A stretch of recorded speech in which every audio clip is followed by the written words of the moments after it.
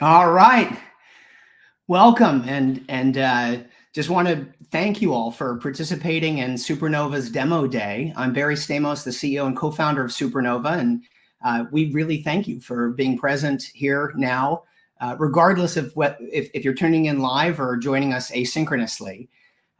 We appreciate you. And so today we're going to get an opportunity to hear from three world-changing CEOs and founders of incredible startups and scale-ups that are part of Supernova's portfolio. I'm really excited for them to be sharing with all of you what they're up to. This is not set up to be like Shark Tank. So the intention of this demo day is to crowdswarm support. And so that support can take on many forms. It might be that you're interested in joining them as a customer. It might be that you're interested in perhaps connecting with the founders directly and partnering with them. Perhaps your company can do something amazing with them and in turn, create some shared success. It may be that you are interested in investing, and if so, that's cool too. We have a number of opportunities for you to get engaged and participate and play a part in their journey. And that's really the intention of what we're doing here with the demo day and also at Supernova, is accelerating these founders' missions faster. And so for all of you that are tuning in, you'll see at the bottom there are a sequence of buttons. So there's a button to like the startup. We all know how to use that. We're familiar with Facebook, who introduced it. Also, there's a connect button, so you can connect directly with the founder. It could be a partnership. It could be, that someone who might be interested in working for the company. It could just be another opportunity. And so feel free to connect with any of these founders as they're presenting. And then there's also an investor button. And so if you click on the investor button, that shows an intention and interest in investing, and you can actually specify how much you might be interested in. And that just helps us prioritize follow-up, or helps the founders prioritize follow-up. We're also going to be doing a series of polls, and this is just to make sure we've got a pulse on what all of you are thinking and are feeling. And we're going to share some of the real-time polling during the Q&A with the founders. And so without further ado, I'd love to warmly welcome in two of our panelists who are joining us today. They're part of the Supernova community. There's Daniel Dubois and Tim Chang. Hey guys, good to see both of you. And so I'm going to ask Daniel actually to kick things off with just a real quick, like 1-2 minute, just some street creds, just so we have a little bit of perspective of kind of what you've been up to so far. And the panelists are also going to be supporting us with some quick kind of commentary after each founder session, and maybe even a little bit of Q&A. Awesome. Thanks, Barry. My name is Daniel Dubois. I'm from Vancouver. Started 2 venture-backed companies in college, sold them a number of years back, and then spent some time at Airbnb. I left Airbnb, and the latest adventure was a new model for homeownership called Key. And then more recently, I've been focused a lot on venture investing. I have a large community of angel investors that co-invest together, and I'm a co-GP of Side Door Ventures, where we focus on companies that are sub $20 million valuation, and we try to get our hands dirty and help as much as we can. Awesome. So my passion is impact and just contributing to the startup community. So I love the fact that this isn't Shark Tank, where we're trying to beat up these companies, but lean in and support however we can. So awesome. Thank you, Daniel, for being here. Daniel's also one of the kindest people that you'll meet, and a lot of fun to work with. And then there's Tim Chang. Tim, do you want to quickly introduce yourself as well? Sure. Hi, everyone. I'm Tim. I recently finished a 22-year stint in early stage venture capital in Silicon Valley. I was a general partner at Mayfield Fund, before that Norwest Venture Partners, and was involved in early stage companies for many, many years in many spaces, from semiconductors, networks, gaming, digital media, elsewhere. And really excited to be part of the Supernova Advisory Council now. Awesome. Yeah, well, we're thrilled to have you, Tim. And for those of you that don't know, Tim's also a rock star, like an incredible musician, and one of the smartest people I've worked with. And so we're thrilled to have him here supporting the startups and scale-ups that you'll hear from today, and also has made incredible contributions well beyond them. And so without further ado, I want to welcome our very first startup into the demo day, and that would be Catherine from Apollo. Catherine, so good to see you. Hey, Barry. Thanks for having me. Absolutely. We're thrilled for you to be here. And so I know when I'm on these kind of live streams, I can't wait to just hear from the founders. So I'm going to zip it and let you share with us what you've been up to. And also just a reminder to everyone that, during Catherine's session, we're going to introduce some polls and a reminder of the buttons below if you'd like to connect with her or like what she's up to or have an interest in leading in and investing, assuming there's room in the round. So thank you. Thanks, Barry. Well, I'm Catherine Fantazzi. I'm the CEO and co-founder of Apollo Neuroscience. Apollo is a technology we originally developed at the University of Pittsburgh. So that's me and my co-founder, Dr. David Rabin. He's a neuroscientist and he's a translational neuroscientist and a psychiatrist. So he's been working on chronic stress related technologies, so technologies that actually impact what we do in the day-to-day world for like 20 years now. A little bit about the company. We developed the tech at the University of Pittsburgh. What it is a software and a hardware that uses low-frequency sound to regulate the nervous system. So essentially, here it is. This is the Gen 1. You can apply it to your body in any location, so chest, wrist, ankle. And what it does is it sends these low frequency vibrations that mimic the state we get into when we deep breathe. And so what happens is it brings down resting heart rate, it improves heart rate variability, and it helps you sleep. And we've seen a lot of traction in that space. We launched direct to consumer in 2020. We've done over 40 million in revenue, 10 million last year. And we also launched a subscription last year, which is an on-the-edge processing AI that predicts when you wake up in the middle of the night and turns on automatically to help you stay asleep. So if you take a look, this is my data from last night. So if you can see it, there we go. So all those little purple marks are when the device knew I was going to wake up and it turned on to help me stay asleep. And we're seeing people get 30 minutes to an hour more sleep a night. And that's me. I got about 48 more minutes of sleep last night as a result of using Apollo. In addition, I think it's really important to note that while Apollo is delivered through the device, and we launched direct to consumer with the device because there was nothing on the market that could do the closed loop system, learn about what state you're in, like for instance, that you're going to wake up and turn on automatically. Now there's been a lot of changes in haptics. And so some of Apollo's waveforms can be delivered through the iPhone. We can have partnerships on the table with other technology companies, like developing a software, which we're underway with for iPhone only, and then also for other technologies like the Apple Watch and other wearables, and other partnerships with technologies that vibrate. We have 14 issued patents and 23 more active applications ongoing. And those patents cover our whole technology, the range of frequencies and the way we modulate frequency delivered through anything that vibrates. And we have some major partnerships. We're official partners with Oura Ring, which is a commercial partnership and a technical partnership. And we've also done deals with Red Bull. Nike's purchased these for all their Women's World Cup sponsored athletes. And we also have a letter of intent in hand with a $200 billion pharma company to co-brand and co-market Apollo to their customers, which is a 50 million person audience in 2025 for heart health. The round, we're past Series A. This is a $15 million safe round that's led by insiders with a 50 million post-money val cap converting into the B. There is approximately $2 million left available in the round. The round is led by insiders, as I mentioned. And then ultimately, where that gets us is to profitability. We expect to be profitable in Q4. We're basically going forward with profitability and increasing the percentage of our revenue that is subscription-based as we move into 2025. So the problem that we're really solving is stress. Most of America is stressed out. More than 3/4 of us report that stress negatively impacts our physical health, meaning that we get physical symptoms from our stress.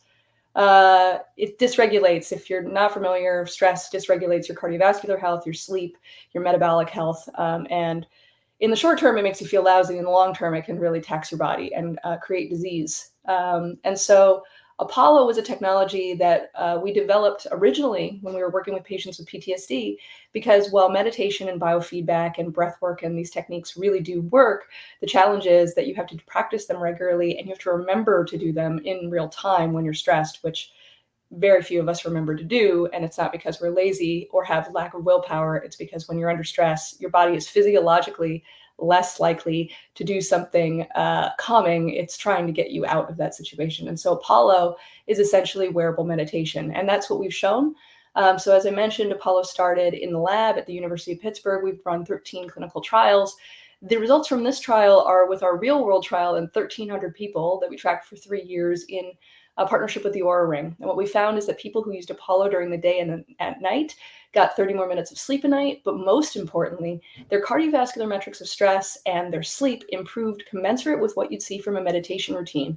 We were seeing a 19% average improvement in deep sleep and a 14% improvement in REM. And what's really important to note is that no technology or drug improves deep or REM sleep. And so this paper is coming out in the next few months in a peer-reviewed publication, and we're really excited about what we've seen here. And we also improve heart rate variability, which if you're in the longevity or health span space, you know, is a key marker of how well you live.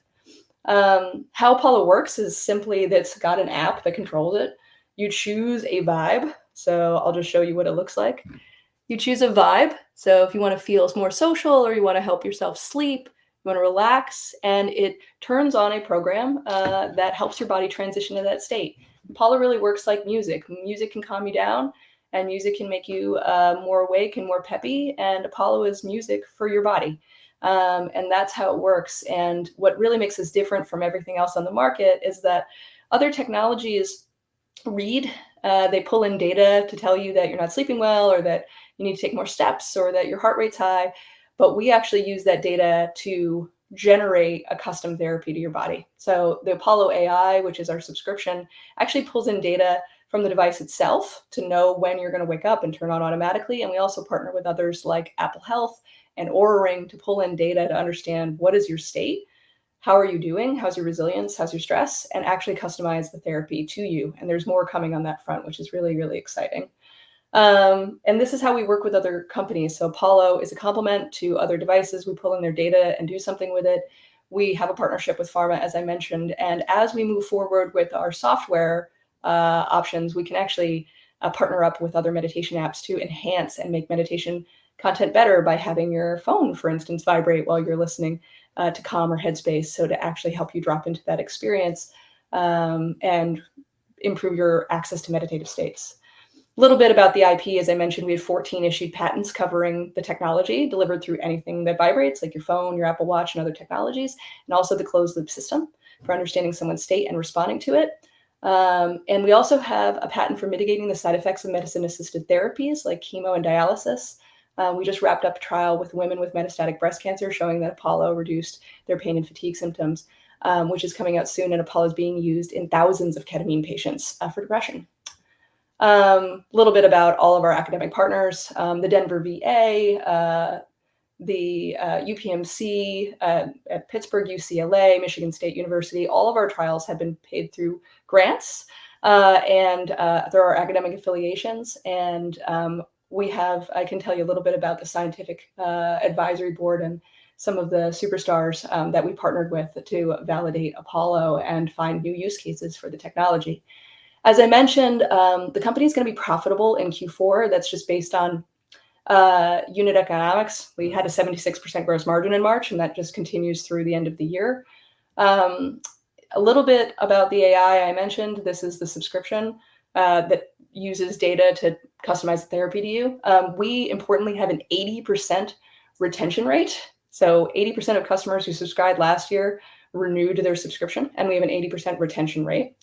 And then this is a little bit about the product roadmap. Essentially where we're going is we are expanding our B2B, building Apollo for the iPhone, and then building an API so we can embed our technology into other technologies. So other phone, like apps like Calm or Headspace can embed us. We can work with Apple Watch when the API is open, and there's huge opportunities in the sleep space as well. And what you see from a revenue perspective, again, we're going to do about $17.5 million in revenue this year, and we'll be profitable in the fourth quarter. Where we're going is that the percentage of our revenue that becomes subscription continues to grow as we grow due to the use of the API, which we launched in 2025. This is just some of our partners, which I mentioned, like Nike, Aura, Equinox, Red Bull, and others. And this is continuing to expand throughout this year. And just a little bit about the additional integrations that we're doing. So integrating in with Apple Watch, Oura Ring, and other technology partners in 2025. And our upcoming partnership with pharma, which is a $200 billion pharma company that we are co-branding and co-marketing Apollo to 50 million people in 2025 for heart health. Importantly on the team, me, my co-founder Dave, who leads all of our clinical studies, Alan Canestraro, who developed some of the first apps on the App Store, and then went to Facebook and put Facebook on the iPhone with the Creative Labs team in London, is our CTO. And we have other folks from the product and engineering side that come from Amazon, Instagram, Meta, that have helped us transform this technology into a consumer-ready technology. And we're really excited for where we're going this year and into 2025. Some of our scientific advisors, including folks from Yale and Harvard, that we can dive into, and just a little bit about our financials. Again, turning profitable in 2024, scaling B2B through our API in 2025, and really growing the percentage of our revenue that comes from subscription. And in 2024, we turned profitable simply because we have really great unit economics that drive us to profitability in 2024, and the subscription is really just a bonus.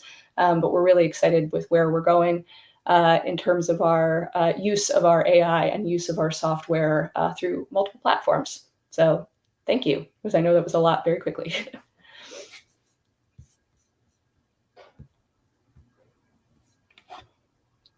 All right, thank you, Catherine. That was awesome, and I'm vibing out right now with Focus through my use of Apollo. If we could bring in the other panelists too, I think that would be awesome. And I would love to direct. I mean, if there's any quick questions, I think we can maybe address one or two. And or we could just go right into, I would love to just get a point of view from you, Daniel, and or you, Tim, on what's kind of most exciting about Apollo and the opportunities, and maybe that can light up how those watching right now might be able to best participate and contribute. Yeah, for me, what's most exciting is the fact that it's proactive. And I think we're shifting towards health span, not just lifespan, right? What's most exciting about the business is obviously you have a lot of momentum, but it's super interesting just to see the integrations that you mentioned with Aura and others. So I think you're just going to completely blow the doors off, where now you can leverage the software. You're not just a hardware company, which can help you grow exponentially. The question that I have is, you only have $2 million remaining. How can we be helpful in providing intros to whoever is best in the world to support you? I know I had dinner with Jazz Venture Partners who came up. They're interested in this space. I have a relationship with Ben Greenfield, who does angel investing and loves to lean into anything cutting edge like this. But how can we support with intros? Yeah, so Ben actually launched Apollo. We launched Apollo with Ben in 2020. He was our first affiliate and partner, and it was funny. Cool. Yeah, I mean, we launched in January of 2020 with him and sold through our entire stock in 3 weeks, and then it was nuts. Great. So, folks in those categories that you think would be good candidates to talk to us, you can connect them to me, and then I'm happy to discuss. But the rest of this really is just a kickstart to basically launch what we're doing in Q4, which is going to be really exciting. Awesome. Thank you. Great. Well, it's clear you've done a really impressive job without a ton of capital, which is often what plagues the hardware space. Metrics look really good, margins look really strong, great organic traction, a lot of community buzz behind it. I think what interests me the most is your opportunity to become a platform and go multi-device, right? Because that's always what's plagued vendors that were building wearables, especially read-only wearables that were kind of conformed to just one form factor, whether it was Fitbit or maybe even Aura and others. But maybe you want to talk about how you're able to not just talk about platform strategy, but actually starting to prove it out. Yeah. So when we developed Apollo, the technology, we tested it in the lab, and Apollo works anywhere on your body. So it works through the peripheral nervous system. So if you can feel it on your chest, or you can feel it, for instance, on your back or your ankle, your wrist, when we tested that, all of it worked the same way. Because when it's basically, if someone gives you a hug, your heart rate goes down, and Apollo works through that same pathway to the brain. And so what's really cool about this is that if you have an iPhone, you can download the Apollo Neuro app and actually get a taste of what Apollo vibes feel like on your phone. You can't do everything on the phone. So the stuff we do for sleep, for instance, like in the middle of the night turning on, you need a device like ours. But things like calming through the phone or increasing your focus through the phone or doing a meditation through the phone are all possible. And so what's really exciting is we have an iPhone app that's coming out where we can actually deliver vibes, so the Apollo therapy, through your phone.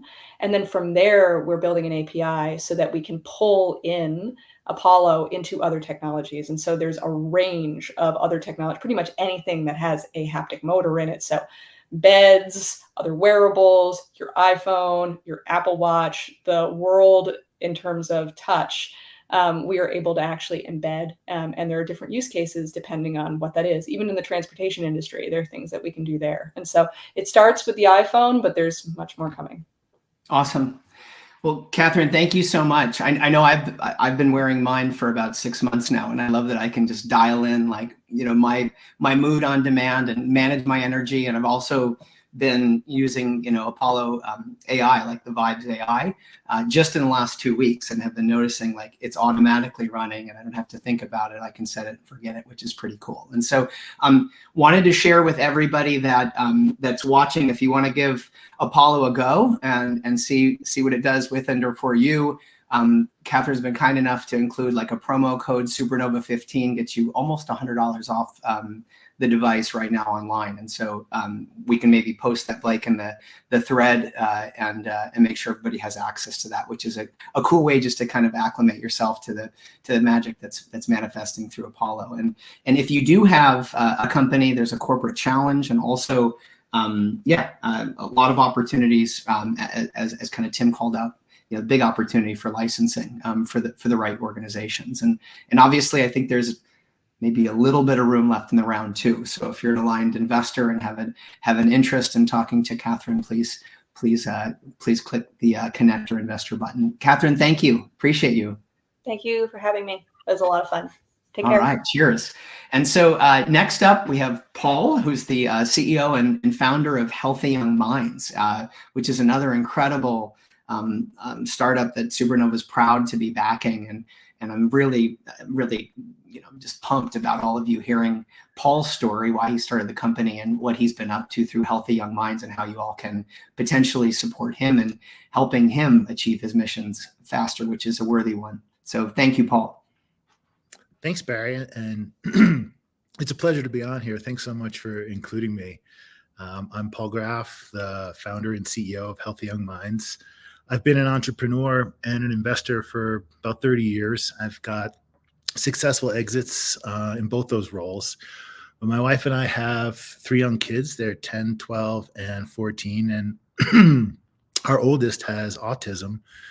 And our experience trying to help my son was very, very challenging. We live in a rural community in Colorado, and there was just no services. It was a therapy desert. So about 6 years ago, I put my career on hold and started a pediatric behavioral mental health clinic to help my family and to help our community. And it was an in-person clinic offering occupational therapy, speech therapy, ABA, counseling, testing and diagnosing, and art therapy as well, in a collaborative model. And it's been very successful. I actually enrolled us in Medicaid early on, which was quite a challenge, frankly, as a little clinic to engage with the Medicaid system. But I stuck it out, figured it out, and I'm glad I did. Turned out 70% of the kids we saw at the clinic, or do see at the clinic, are on Medicaid. COVID rolled through, put everyone onto virtual services, and it was just extraordinary how well the kids did getting their services remotely. So let me just pull up my deck here, and I can take you through. Hold on here. All right. Are you able to see it? Are you guys seeing my deck? I can't really. Sorry. Entire screen. Let's do that.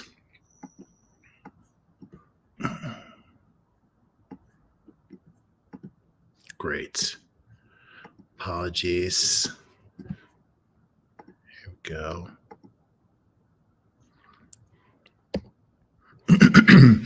So when I saw how effective the services could be virtually, I was like, wow, I know how to build companies online and scale them. I can do this.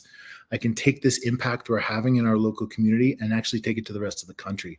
So I launched Healthy Young Minds, brought in some phenomenal folks, and we are building the largest behavioral mental telehealth service for kids and teens focused on the Medicaid market. So in a brief 7 quarters, back in April, we just passed 3.2 million in ARR. And that was all predominantly addressing the market in Colorado, where there's only 400,000 kids on Medicaid. And what's extraordinary, what we've been able to achieve over this time with a lot of hard work and dedication is in Texas, Florida, and Ohio, we've just opened up our serviceable TAM to 5.5 million kids. And it takes a long time. It's a lot of challenging work to get that done. It's complex to work with Medicaid, but we know what we're doing. And there's a lot more you can do at scale with a virtual model than you can in person. So within the states that we have contracted and are operating now, there's 23.2 million. And we've been able to get 40 plus payer contracts. And Texas is about to double from 1.7 to almost 3 million that are available to us in that market. We've been working very hard on our metrics. Our CAC has gotten down to 160. Our LTV is 1,500. And we enjoy just wonderful margins, 55% margins. And there's a misconception about the Medicaid space that it's not profitable. There aren't real margins there. And, the fact of the matter is that's true when you get to the medical level, when you have psychiatrists involved doing med management or nurse practitioners or primary care clinics. The increase in payments for Medicaid doesn't go up commensurate with the cost of the clinicians. But for the speech therapy, occupational, ABA, the counseling, the testing and diagnosing that we provide, the margins are actually really wonderful. And our model's so efficient, we'll be profitable with less than 2,000 clients, and we're more than halfway there right now. So all these metrics are improving as we're scaling. So the problem, there's 40 million kids. 55% of the United States children are on Medicaid. There's very few clinics that did what I did and stuck it out and tried to work with Medicaid. They just don't. So that creates a tremendous lack of access that results in a huge unmet demand. So there's the wait times for kids on Medicaid are years long if they can even get the services. Solution is a highly scalable telehealth services that are built to engage with the Medicaid market nationwide. So we have a lot of advantages in our model. One of them is that there's very little competition trying to serve the Medicaid space. As I mentioned, these services are, frankly, they're delivered by little clinics that don't engage with the Medicaid system. So there's very few groups, very few clinicians that are credentialed. So as I mentioned, the wait times are tremendous. But for us as a business, we're basically out there doing a land grab right now. There's just very little competition. Our structure as a virtual service is very, very efficient as well, because we have a management team that can handle adding a new state and take care of those same process operationally with the same team and just adding a little bit of staff. So this scales very effectively and efficiently. And interestingly, we have the highest LTV in the space. Why is that? Well, so many of the folks out there or companies out there trying to address this space, I said they don't do Medicaid, but they do take commercial insurance and private pay. But that's still costly to families. There's deductibles, and those insurance companies, they don't pay at the same higher rates that Medicaid does. So there's a lot of out-of-pocket expenses for families as well, which reduces their ability to actually stay with that care and have a longer tenure. But our service is free to our clients because they're on Medicaid. And something really interesting to understand about this as well is Medicaid doesn't limit the number of sessions that a child can have. If the clinician determines that there's a medical necessity, they can continue to have ongoing care. Employee-based programs and commercial payers, they really limit the number of sessions. For us, this is really helping impact our LTV because we are accumulating kids that have developmental delays, autism, ADHD, but there's kids that need services probably maybe potentially for their entire lives, but certainly for many, many years. So we have been accumulating these long-term clients. We have many that have had almost 200 sessions already with us.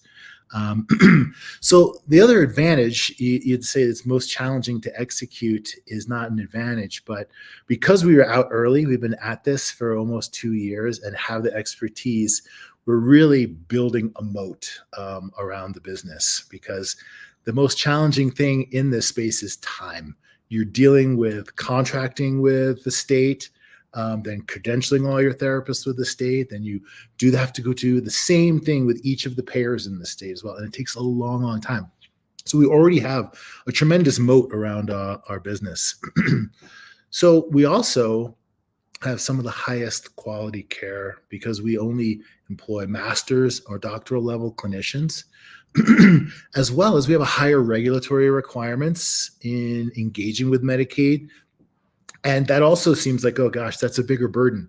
But actually, the higher the quality of your services, the longer your LTV is as well. And this isn't a business where you can cut corners and save dollars. The better your care is, the longer your clients stay with you. So having to engage and perform at a higher level to interact and engage with the Medicaid system helps us and keeps a very high level of care. So I have to talk about AI because it is impacting our space like everyone else's. In our case, there's tremendous efficiency tools that we're being able to take advantage of. We are using the most cutting edge AI tools available right now, and they are AI assistants. They help optimize sessions, efficient documentation as a result, and they help our clinicians be more efficient, focus more on their clients, and help them with evidence-based support. So they make them more efficient and they make them better actually because they provide them lots of evidence-based information to improve the care, time saving on reports, and also the ability to automate ongoing outcome measures is a critical piece to keep our quality of care very, very high. So our growth strategy, we're very fortunate to have a nationwide contract with Centene. Centene is the largest Medicaid manager in the entire country, and they have a footprint across 23 different states. So for us, $10,000 in 6 to 12 months to launch a new state. Now, we have a lot in process at the moment. So in 12 months, we can open up a ton more states. And again, this is part of that moat that's out there. So we can take this model that's working now, replicate it, this proven playbook, and scale up in other states. But this model so far has mostly been relying on direct-to-consumer online, which is working very, very well. We have a great ROI from that. But these services that we provide are a giant hole in most health systems. And the fact that we take Medicaid means that pediatricians and other groups, half of their clients, they really challenged with who they can refer to. So we're building up partnerships. Currently, we have about 15% of our new clients come zero CAC from referrals. We just are putting together now and implementing a partnership with Cortica. They just raised $115 million Series D, and we're a wonderful fit and cross-referring to each other. But something extraordinary that's just happened now is this B2B opportunity for us. And I'll describe it as you have these unicorn billion-dollar telemental health companies out there that are marketplace strategies. They're connecting clients with clinicians and taking a cut. they cannot engage with the Medicaid system because they don't meet the regulatory requirements. They're not set up to do that. So we're actually in talks right now with one of those unicorns to work out a deal where we would be their Medicaid arm. So they would funnel clients to us as well as funnel clinicians to us so that they can actually capture part of that Medicaid market because it is so huge. And right now, they're just competing with each other for commercial and private pay folks, which it gives you a higher CAC and a lower LTV. So they see the magnitude of this market.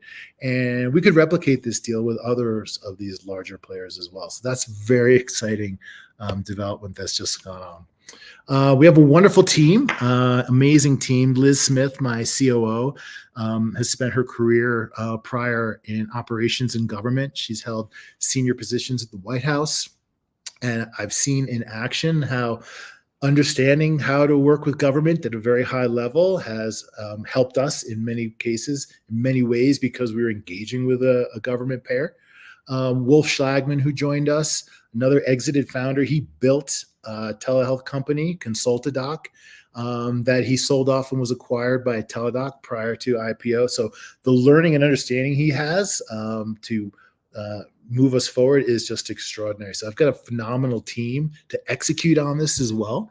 One gentleman who's not on the slide here is actually the founder and CEO of Sondermind, Mark Frank. He's my first outside board member, joined us, and it's been tremendously helpful. So skip to get, we are raising a 5 million Series A to get us to profitability, targeting probably Q1, and we'll hit about $7 million in ARR run rate at that point. And there's still some room left in that round, and would welcome conversations from anybody who is interested. So thanks so much for taking a listen to what we're trying to do. I really appreciate it. So Paul, thank you so much. I mean, I know when we first met, I immediately fell in love with you and also the mission and how, personal and it is to you. And I know the impact that it's already having on kids and teens and other families. And so just grateful to you for what you do. I know it takes a lot to do the good work, and we're doing all we can to get behind you and support you. So if I could bring in the other panelists, I would love to. I thought it worked out really well with Apollo. Daniel, if you could just kind of share kind of like over under, like, any initial impressions, thoughts in terms of like, what you see Paul has going and key opportunities, and Tim, anything else you want to comment on or share to round that out. Sure. Yeah, Paul, thanks for the impact that you're having. I'm sure, many parents and families express their gratitude as well. What I'm most excited about is how scalable this is. I think it's interesting that it's a wide open space. And it sounds like there's a real moat because of the challenges of working through the system. I also really like the B2B angle, especially if that's something that you can just open up the floodgates and where it doesn't become too much of a distraction, taking away from your core business, but it's truly accretive, which it sounds like it is. I'm curious to hear what your biggest challenge is, because I'm seeing a ton of opportunity, but I'm sure it's not without a ton of fires that you're constantly putting out. So what's your biggest challenge, and how can our community support you? Yeah, thanks so much. I will say the B2B, just comment on it. It is such an amazing thing that I wasn't expecting. And really, we can turn it on immediately. Just funnel right into our operational structure right now, send the kids in, hand us therapists, and it just scales with us. So it isn't a distraction. It's actually our core business. It's just feeding our core business and removing two of the biggest challenges we face is raising funds, frankly, to scale and hire. So, bringing in clients and scaling up therapists is the operational challenge that we're faced with, and it has a cost, right? So we have to go raise a lot of money to go do that. And so we've got a lot of interest in getting the funds in to do that. But the fact that we can have a partnership and a revenue share that solves those two problems and it's not exclusive is so exciting. It really is. Awesome. Great. And what's your biggest challenge?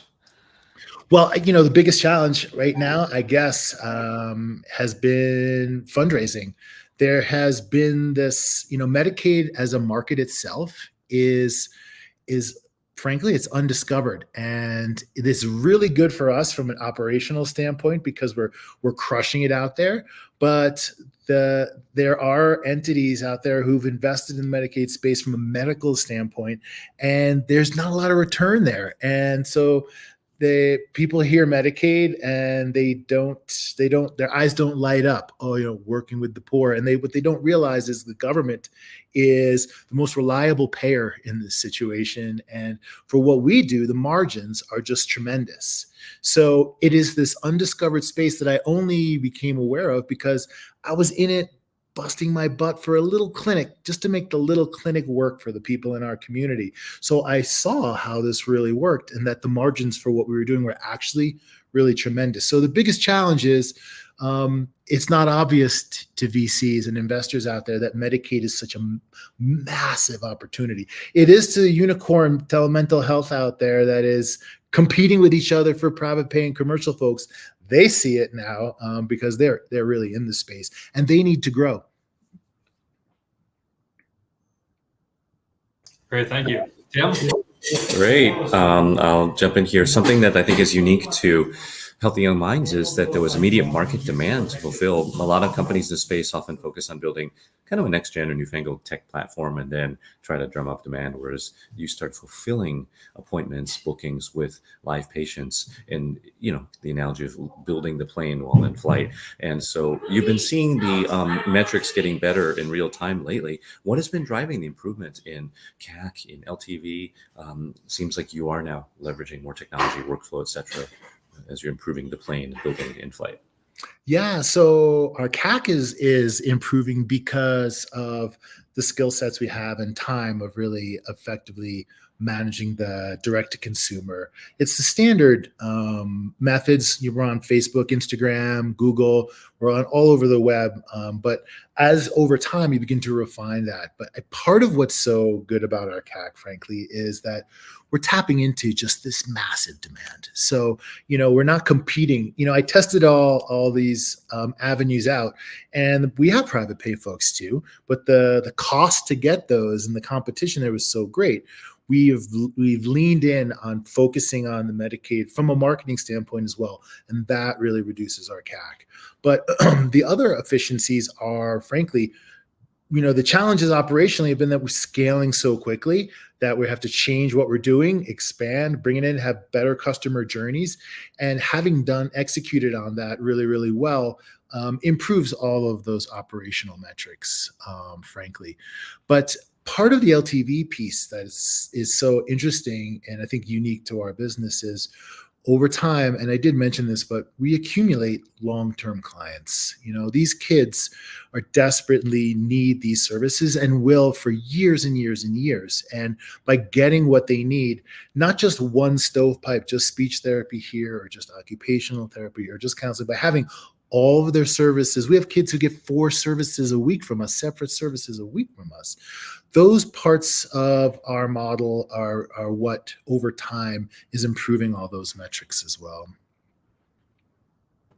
Awesome. Well, I love your mission, which is that every child deserves the most effective behavioral and mental health care available. And while, there's a number of unicorns that are duking it out for find an online therapist for the adults, it's like we finally get service to the kids who need it right now. And while Medicaid, it may not be easy, it's over half the kids in the country right now. So it's a huge addressable market. You're paving the way. The first to do anything, you're creating the road. You're creating the initial paths that become the roads that become the super connected highways, so to speak. And so anyway, thank you, Paul. We're going to continue to do everything we can to support you. And for any of you that want to get in touch with Paul, please connect with him via the button. And thank you for being here and sharing your story. We also added the Paul's deck in the comments.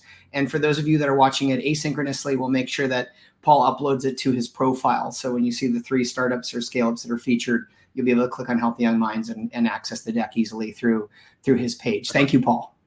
Wonderful. Thank you, guys. Take care. All right. Cheers. And so last but not least, we have Roberto from Baobab, which is an incredible story. Hey, Roberto, good to see you.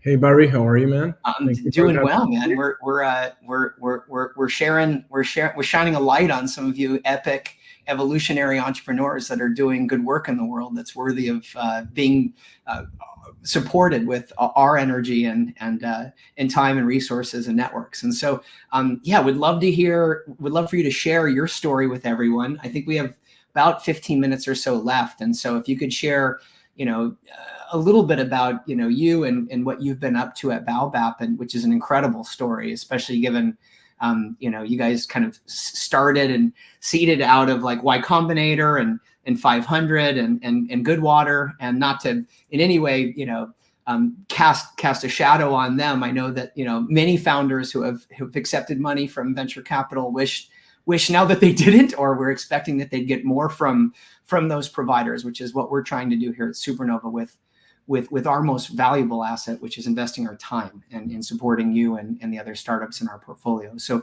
please, Roberto, share with us what you've been up to. I know we're all excited to hear your story. Of course, Barry, and I'll keep it short and sweet. So it's gonna be a lot of time left, I think. I'm not sure you can see my screen now. You can, right? Okay, awesome. So hi everyone, I'm Roberto Salcedo. I'm the CEO and co-founder of Baobab. Baobab is a credit-first AI bank for the economically challenged. Today, we are the leading mobile lending app in Mexico with 1.5 million customers served to date. When I was a child, my parents lost all access to formal credit. They were treated like crap by banks and just were never able to leverage financial services to build a stable household.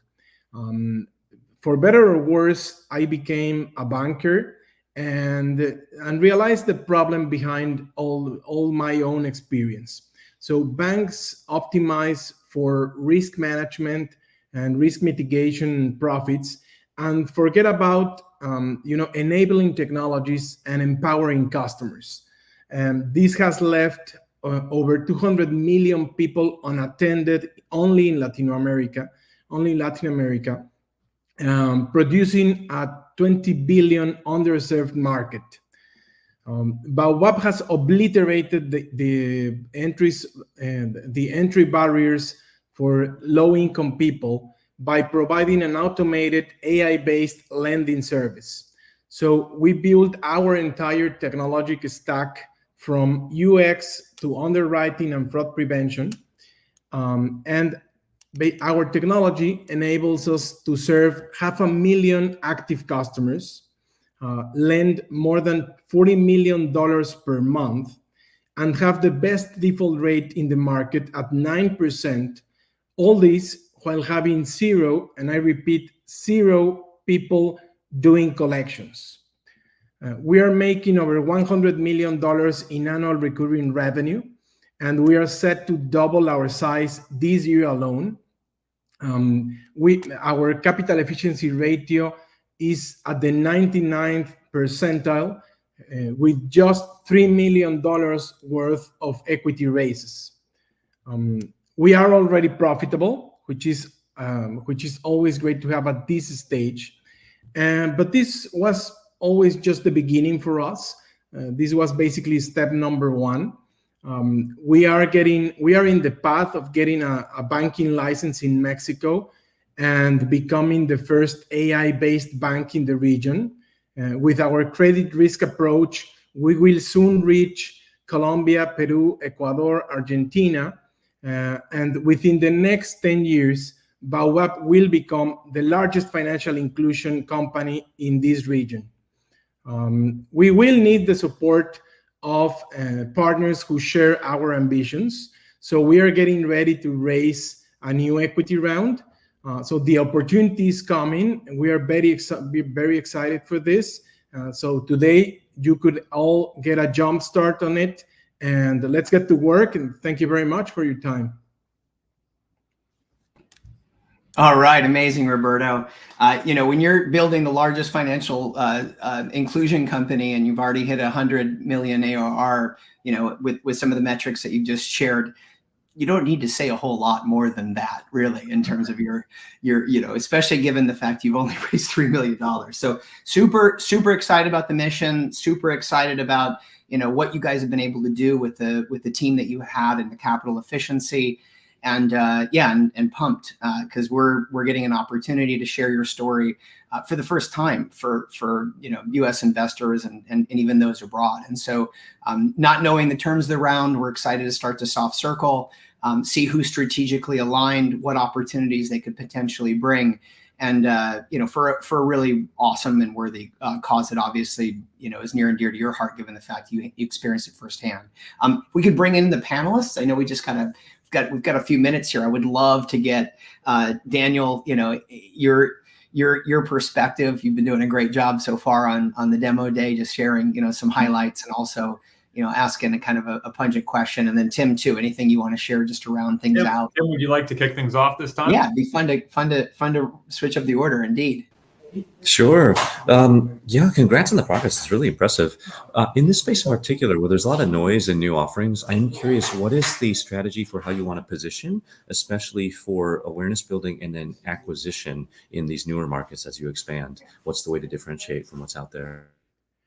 So I guess, first of all, we have a very humanized approach to lending, first to lending and then eventually to other financial services. So like I said, we have no humans doing collections. So we have no threats, no harassment, which is the usual practice, especially in Latin America for lending companies and even banks. So I guess that's the first key insight into what we are actually doing right now and the relationships we are building with our customers. The second one is that we are building the technology ourselves, right?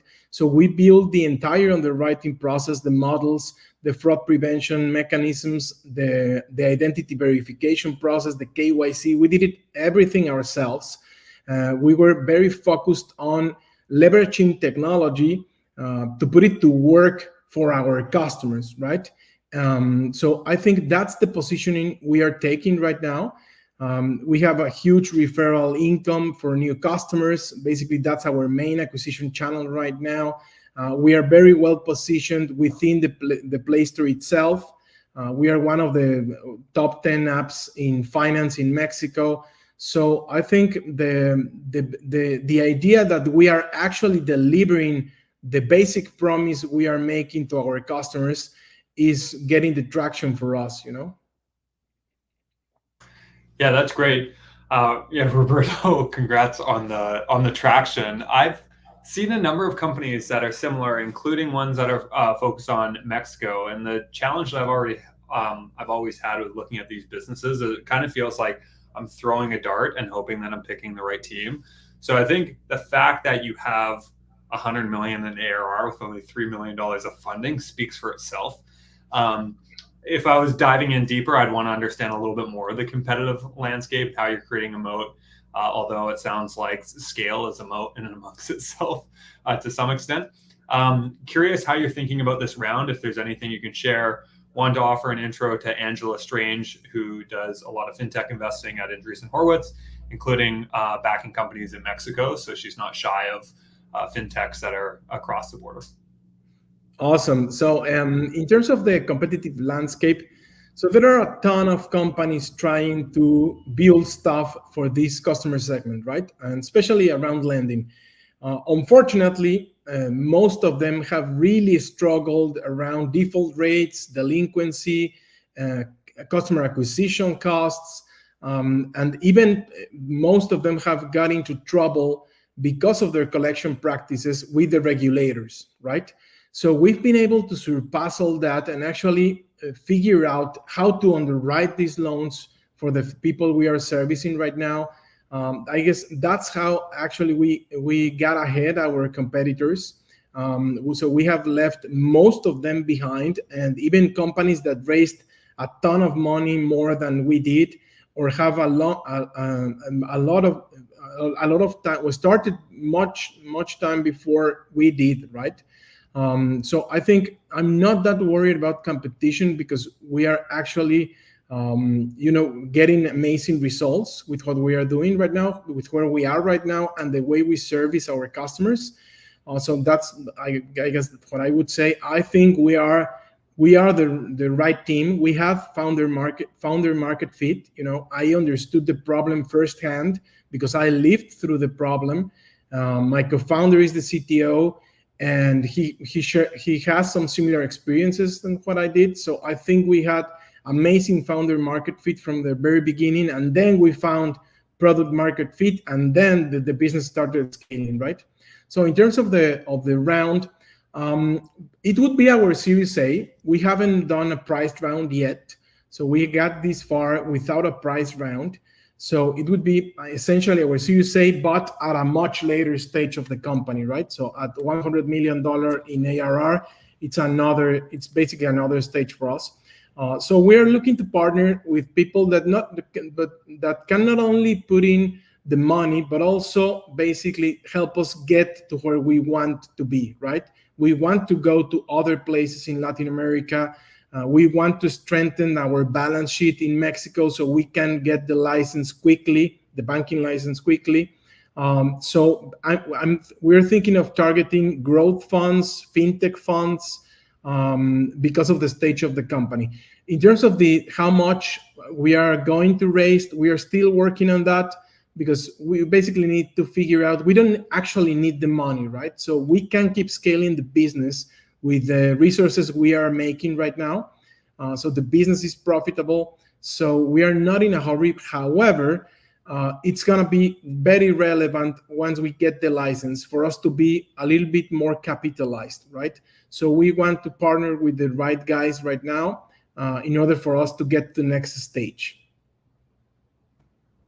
Excellent. Well, Roberto, thank you for sharing your story. I can't wait to share it with more folks from our network and ecosystem. I would encourage anybody that's inspired by what Roberto is up to that can lend a hand or has an aligned, investor or partner, as he continues to scale up and help more folks, beginning with microcredit, but then layering in additional products and services for more holistic wellness for financial inclusion. Please do click on the buttons. Yeah, the connect with Roberto, connect with Baobab.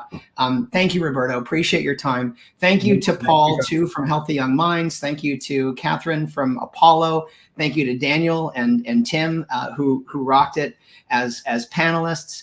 The only poor thing about this session was the MC, yours truly. And if we could, Blake, just share real quickly our final poll, which is just a quick pulse on, what you thought of this session overall. Did it exceed expectations, meet expectations? Did it not deliver? We're looking for feedback as we continue to grow and expand, just like every startup and scale up does. We're looking for clues on how we get to be better and ultimately best serve you. I want to just conclude, because in the last 60 seconds, acknowledging that every second, right, a baby takes its first breath, someone takes their last. There is another startup that's birthed. There's another startup that dies. There's a star that's born. There's a star that implodes under the weight of its own gravity, and there's always a star that goes supernova. And so, encouraging all of us to really be intentional with our time and how we can show up and shine a light and support others in doing worthy work in the world as we contribute collectively to one another's missions. And so thank you for joining Supernova's Demo Day. We hope you enjoyed yourself and also are inspired and engaged and see how you could play a part and contribute as a collective to some wonderful work that's working in the world. So thanks, everybody. Appreciate you. And looking forward to the next one. Take care.